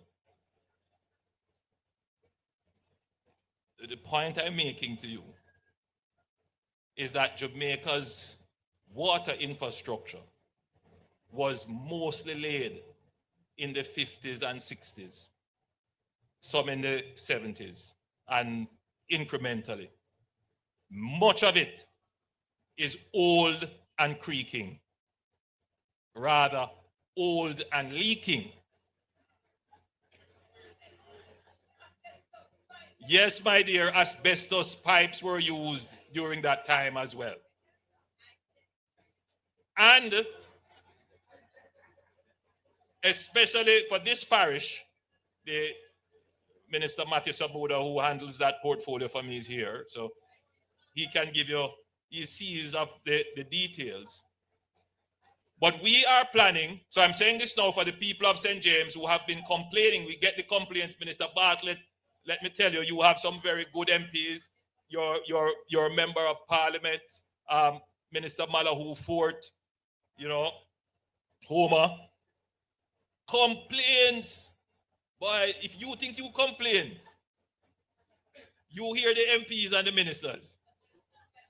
It's just that they don't complain in public. But they complain to me. You see, Minister Malahoo Fort laughing. She know why she's laughing, you know, because she's one of the main complainers. So they do come and represent vigorously. And they have been bringing to us the situation in Montego Bay where the main pipelines have collapsed. And so you don't have, in some of the communities, a reliable water supply. So we have decided that we're gonna find $209 million to develop a program. Let me give you the right name of that program. Minister Samuda, you sent me the notes. It is the Northwestern Parishes Reliability and Service Improvement Project. And that will involve, I believe in the first instance, using technology to repair some of the pipes. We're going to replace some of the pipes, and we're going to improve the water supply, the production of water, those plants, which would include, let me just give you a few of them. We're going to do the Martha Brae and Great River water treatment plant expansion. We're going to do water transmission main replacement, the Negril pipeline replacement from Rossies to Orange Bay, Logwood in Negril. The Montego Bay pipeline replacement from Martha Brae water treatment plant to the terminal storage tank. We're going to do the Falmouth water supply refurbishment and renewal. We're going to do the Savannah Mar water supply refurbishment and renewal. And we're going to do 3 small portable water treatment plants, Cambridge in St. James, 2 meetings in Manchester, and Moravia in Manchester. And of course, there are more details, which Minister Samuda will give you. But I just wanted to say to the people of these Northwestern parishes who may be saying, not now go on for water and another pain point. We hear, we appreciate it. We take the cussing. We understand. But we are using the economic benefit, the stability and growth of the economy to convert that into meaningful benefits for you. This is the first time in a long time that any government will be able to take on these massive capital expenditure without necessarily borrowing to do so. Now, if that is not a change in our circumstances as a people, then I don't know what is. What you have to watch out for, and always be vigilant, which is why your cussing is important, to keep the government on its toes, that the government doesn't become complacent and take you for granted. That they must always feel nervous on their toes and come to cabinet and make up noise on your behalf. So that we can move quickly. But the speed of the conversion of the economic dividends into benefits for the people at the base of the society who make up the foundation of the society is not only dependent on politicians. Yes, politicians make the policy and they make the promises. But there is a thing called the public bureaucracy.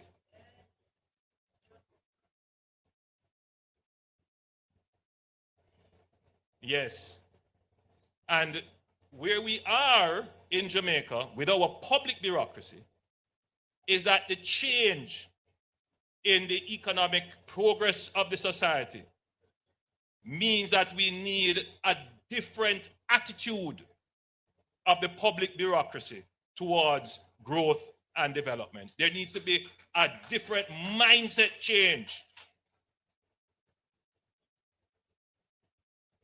So we have looked at the public sector. I have done some changes with a strategic view of improving the high-level efficiency to make sure that things like approvals and permits happen quickly, that government decisions that impact upon private sector decision move quickly. Because some people might look at that and say, oh, it's a private sector friendly government. They're not business about poor people. That is the greatest nonsense. Because if you want to treat with poverty, the best way to deal with that is to get people employed. Anybody who come to tell you about welfare want to keep you dependent. People who come to you and say, look, I want you to get educated, I want you to get a job, and from that, we're going to build houses that you can get. We're going to create a safe and growing society. That's what you want. So the public bureaucracy, the public administration, from the permanent secretary down to the secretary, in the civil service and in the public service, has a role to play in the efficient and fast delivery of service to the people of Jamaica, because that is a pain point of the people. In as much as I get complaints about water, about roads, I also get complaints about government service. I don't want to call no agency. I'm not going to do that. But, you know, there's a story told, not a story, it's true, that somebody goes somewhere to get a particular document that they need, important document. And when they went there, it was a long line and no service. And all the people here was cussing me. Poor me, I don't have nothing to do with the actual delivery of the service, but ultimately, government is responsible. Government is responsible, and I personify the government. So, of course, the person who relayed the story to me told me that she take them on. Yes. So the public service is also a pain point to citizens. Whether it is you go to pay taxes, you go to get your passport, you have to deal with customs, you have to get police records, whatever it is. The speed of delivery of service to the citizens is a challenge. And whether it is, wherever it is, it's just a general problem across the society. Now, there are some things that the government can do to make, I hear you talk about tax office.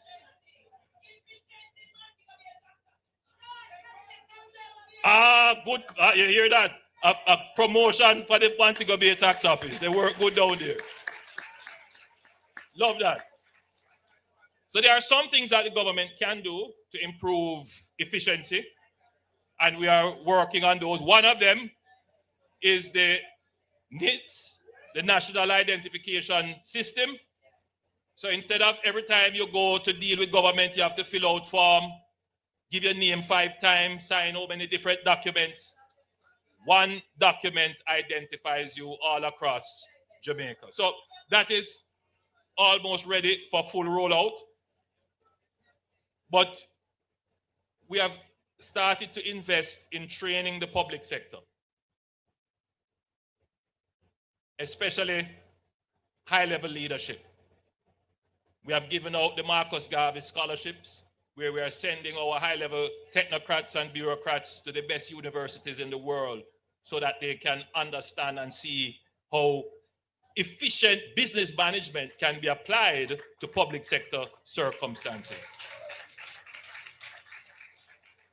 And that will result in tremendous benefits for the citizens of the country, because the change in the efficiency and quality of service starts when the manager of the service unit says to the customer service agent, listen, when you go out at that desk, no matter what happened at your yard, you must put on a smile and treat every citizen that comes to you with respect and urgency. That is really where it starts. And so that is the level at which we are making the first investments. Of course. And then there is the issue of the compensation. Now, this is a sore issue all over. And I'm certain if I did a poll in this room, the majority would believe that, yeah, all right, some people deserve it, but most of them don't deserve it. And then if you said about politicians, maybe 90% of the room would say, no, politicians shouldn't get their increased pay. And it is a reality that this government has to address. We can't just leave it hanging in the minds of the public. We can't just leave it there. Some people feel that, why, Prime Minister, don't bother talk about it, just let the issue die. It's an issue that will never die. People will always hold that in their minds, and some will hold it in their hearts. Because, you know, our society still has a great mistrust for politicians. And I can't ignore that as a politician myself. I have to accept that the era in which I serve, this is one of the jeopardies that you face. Because let's face it, after decades of promises of better, the truth is that, Jamaica could have been so much more than we currently are. It's just the reality. So how do we become the best that we ought to have been? And how do I carry the people along the pathway of being the best that you can be? And I tell you, it's the most difficult challenge because some of the perspectives held are entrenched. And some of them, I believe, are unreasonably entrenched, but emotionally entrenched, meaning that before you can change the heart, you may have to change the minds of the people. And you can only change the mind with information, and you change the heart with love and patience. So on this matter, I have to take the blame, take the cussing, be patient, but at every opportunity, explain and give information. So if the public sector is such an important variable in us achieving growth, and one of their main concerns is the level of their compensation, then the government has to, at the same time we are asking for better service, we also have to address the issue of their compensation. And we took a decision that we would, from the economic benefits that have accrued from better economic management, pay the public sector more. that wage bill would go up by about $112 billion. So a lot of people, like the garbage complaints, which were at 1,896, now cut to 800. A lot of people have been positively impacted by the compensation change. A lot of people. But they're not going to say. Those who still have challenges, they must keep raising their voices so that nobody forgets them and so that their challenges can be addressed. And I know that there are still some issues out there that need to be resolved. And I'm saying to you, this is not a closed matter. We are still working with the relevant agencies that have concerns, those who have not yet been addressed, to make sure that they are addressed, that there are no anomalies or distortions remaining. And that's the commitment of the government. So yes, I understand the complaints, but I'm saying to you, yes, I'm asking for patience and I'm asking for understanding. And I'm saying to you, keep a positive outlook. These matters are going to be addressed.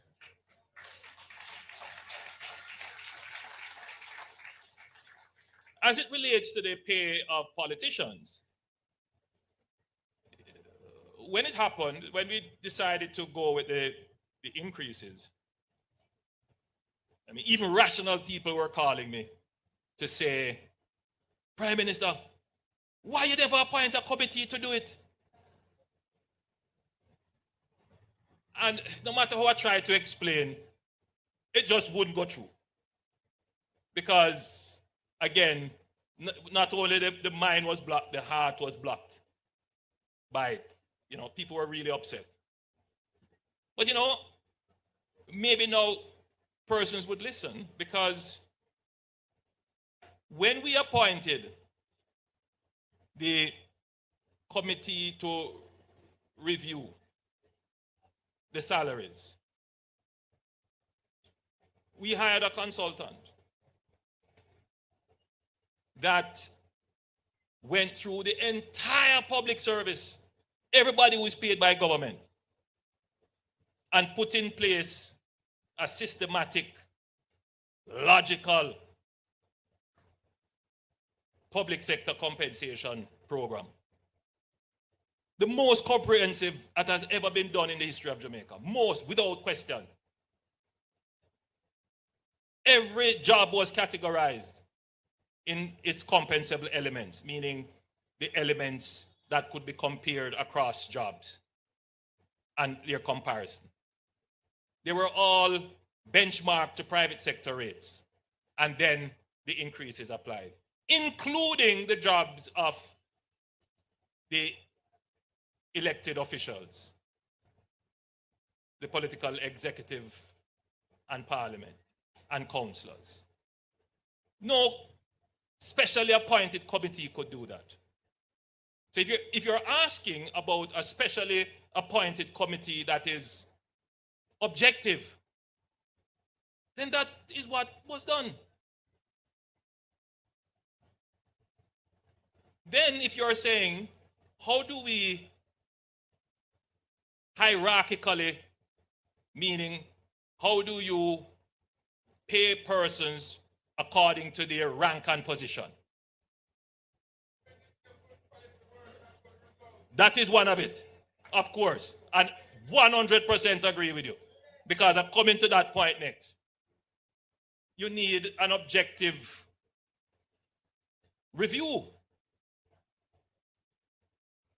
to see which job has the greatest responsibility, the greatest risks, demand the greatest output. And you try to match that with compensation.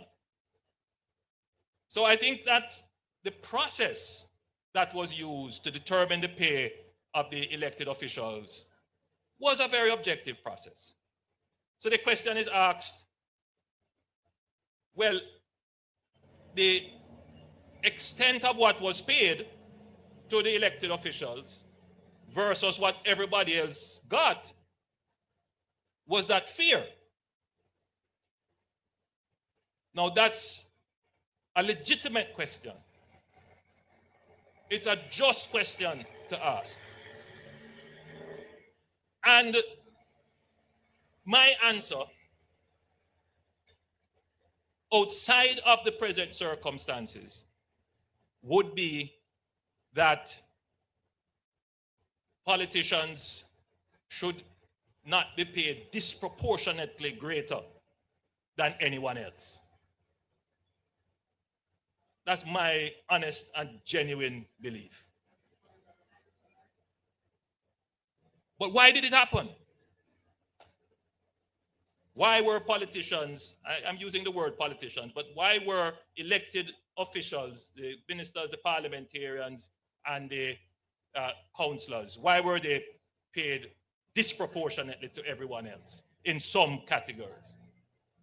Well, first of all, because administrations, knowing the sensitivities of this pay issue,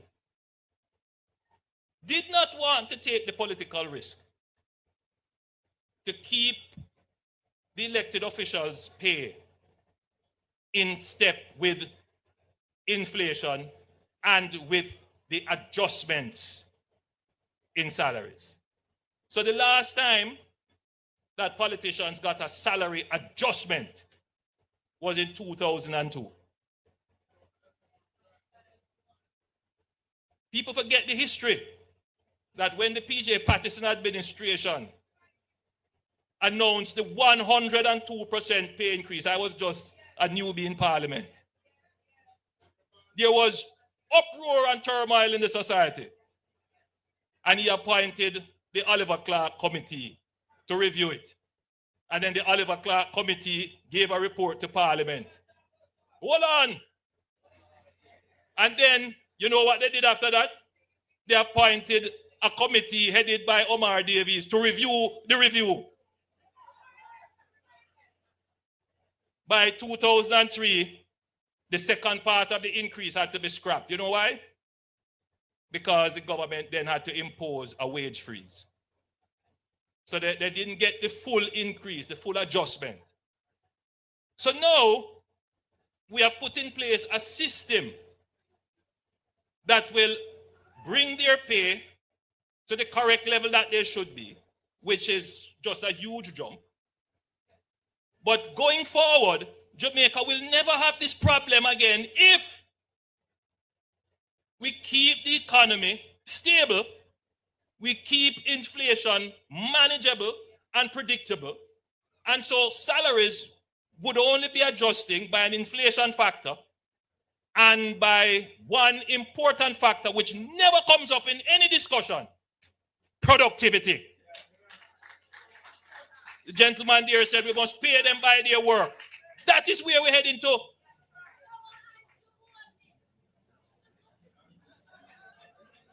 So we have solved this long problem. We take the political hit for it, but Jamaica going forward will be a better country. If we're going to pay more, whether it is to politicians or public sector workers, we must now, as taxpayers, demand increased productivity. I notice the clap not so strong, because productivity is not necessarily a word that we believe in. No, I'm being, tonight I just feel like talk. Tell me when you're ready for me to stop talk. I think I've gone a little while. I better stop.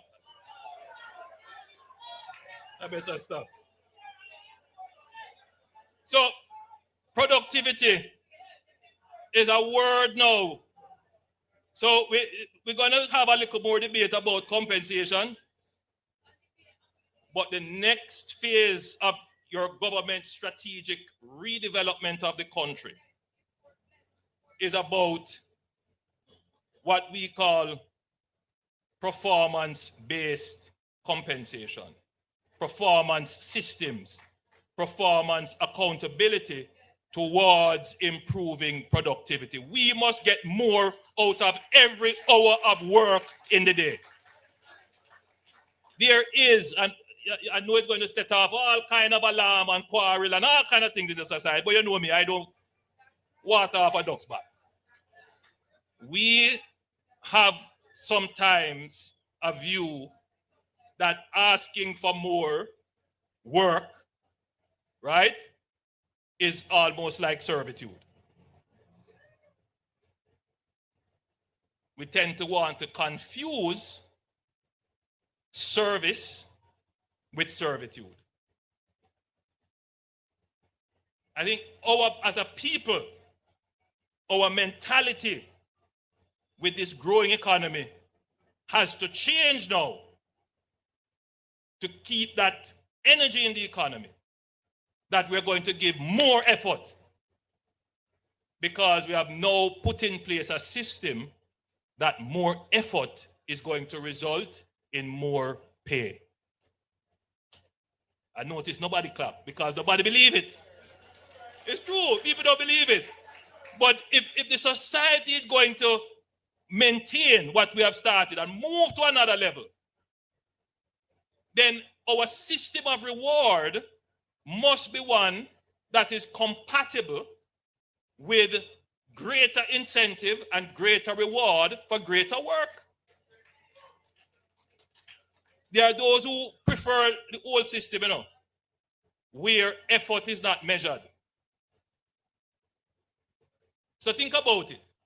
If you work in an office and the man who come in, sit down at the desk, go on him phone, go on TikTok, phone or ring him down on site, file at him desk, him don't do nothing about it, and the lady beside him, as the phone rings, she take it up, the files come in, she sign them off, and she don't even take calls. But at the end of the day, them get the same pay. What kind of system is that?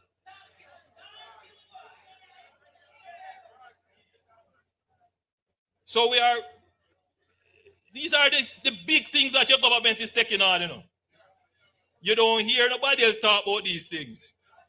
But these are the things that are going to transform your society. Lazy people don't like hear about that, Lazy people don't like that. But I want to see my country grow. And an important part of growth, and critical variable in growth, is productivity. So we have expanded the labor force, but the growth is still just inching up. So with the labor force we have, we are going to pay more and expect more output. That is the transformation of the Jamaican society. Now, when your society reaches that level where your workforce is productive, you don't have to give incentives for people to come. In other words, people come to Jamaica, it is here, sun, sea, sun, right? Now, we want to transform the tourism product. We're going to make it, we're going to add a few more S's to it, right? Sun, sea, sun.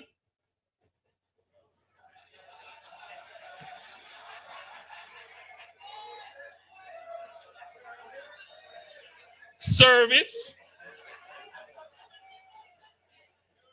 right? Seamlessness, safety. Yeah. Yes. Now, can you imagine if you transform your product like that? You increase the safety, you increase the service, and the seamlessness, meaning that the tourists can maneuver and articulate, move around in your town. So instead of staying in the hotel, can you imagine them going to the Charles Garden Market without any worries? That's the kind of society you want to build, right? We transform our tourism. And this is the labor force now that we are trying to transform. Jamaicans are not afraid of hard work, When they go overseas, them work hard because they see the reward.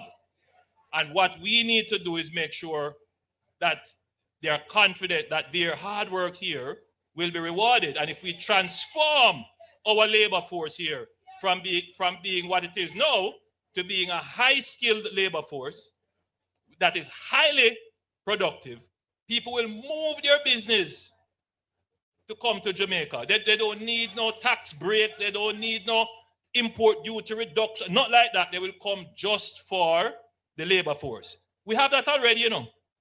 People come here for the creativity of our creatives, our musicians, and so forth. They come to get our lyrics and get our vibes, and then they go back and make big song of it and make a lot of money. But we can have that in all sectors of our economy if we transform the labor force. So I went into this kind of esoteric discussion, this kind of high-level discussion, to say to you that, yes, the pain points that you are experiencing are not ignored by the government, even though we are addressing these high-level things like transforming the labor force, bringing down unemployment, transforming the public sector. Because the only way to change the pain points that you have, that you experience, is for us to do these things that I have just mentioned. So if you want improved service from the government, wherever you go, whether it is tax office, passport office, wherever you go, then we have to change and transform the public service into a service-oriented, highly productive entity. So I hope you see the connection between the improvement in the pain that you experience on a daily basis and the policies that the government has to put in place. You elect government to make these big, high-level decisions that are going to make your life better. The project that we are on is to improve the quality of your life today, but to also make sure that we improve the quality of life for your children. What is progress? Progress is when your children do better than you. That is progress. So my friends, the dirty tough, but rain a fall. God bless you and thank you.